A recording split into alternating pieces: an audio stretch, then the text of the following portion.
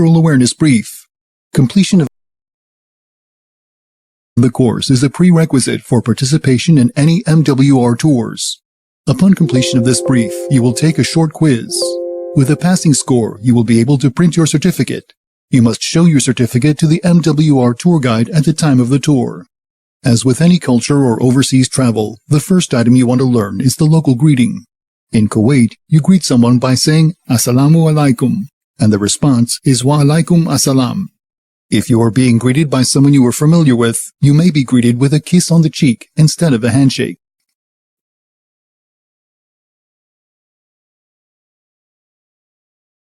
So why is cultural awareness training important? First, Kuwait is a strong partner of the U.S.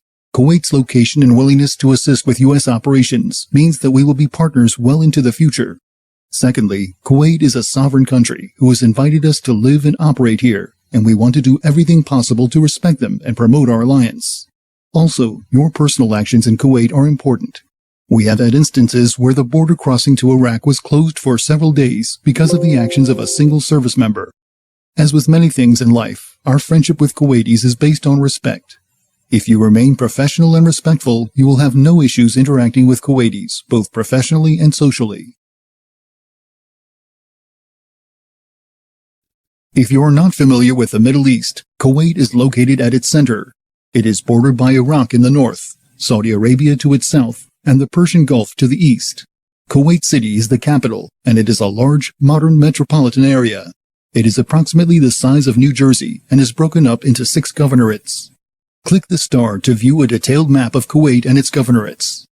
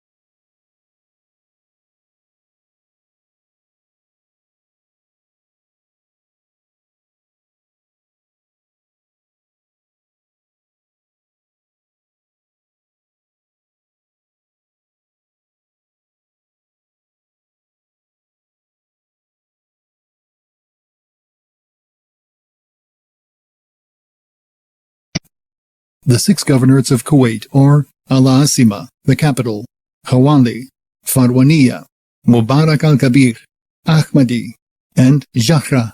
These are further subdivided into areas or districts. Kuwait has always derived its importance from the sea and its location. Click on the timeline to learn about Kuwait's history.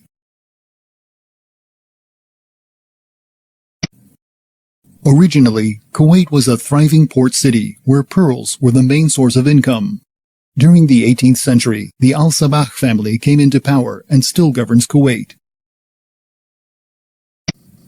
In the 1920s, the pearl industry collapsed, leaving Kuwait one of the poorest nations in the Gulf region. In the 1930s, oil was discovered, and Kuwait quickly exploited its newfound wealth. The country continued to flourish as a British colony until 1961, when it gained its independence. Upon its independence, Kuwait adopted its own flag. The colors of the flag are symbolic. Black symbolizes defeat of the enemy. Red is the blood on the Kuwaiti sword. White is purity, and green is the fertile land. Kuwait was later invaded by Iraq and was occupied for approximately 6 months until its liberation by coalition forces. Kuwait is a constitutional emirate with a semi-democratic political system. The government has an elected parliament paired with appointed political positions. The emir is the ruler for life, and he appoints his successor, the crown prince. The current emir is Sabah al-Ahmad al-Jaber al-Sabah, and the crown prince is Nawaf al-Ahmad al-Jaber al-Sabah. The language, population, ethnic makeup, and government of Kuwait are diverse.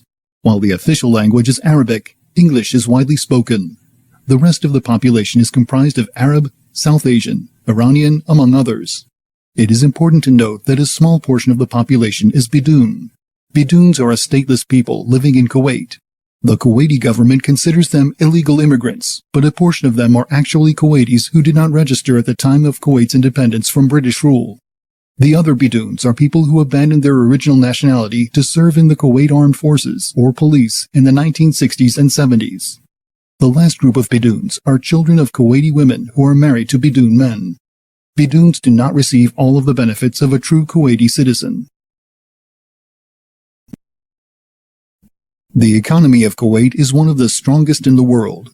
The reason for its strength is that this economy is fueled by oil, which provides half its GDP and supplies 80% of government income. The oil company is managed by the government, which produces oil as well as invests in foreign oil production. In addition, almost all Kuwaitis are given government jobs, free education and healthcare, and many of the basic needs of life are provided at a subsidized cost. In such a strong economy, there are many places to shop in Kuwait, from the old markets to large modern shopping malls. You can find whatever you want to purchase in Kuwait. In some shopping areas, it is customary to try and negotiate a better price. Finally, the dinar is the national currency and is the most valuable currency in the world. While you are in town, please remember the exchange rate. You can easily overspend.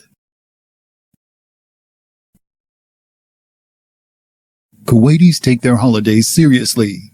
Often, the government is shut down during holidays, and it can be difficult to accomplish your military mission. Please stay aware of Kuwait holidays and plan accordingly. Click on Liberation Day to learn more.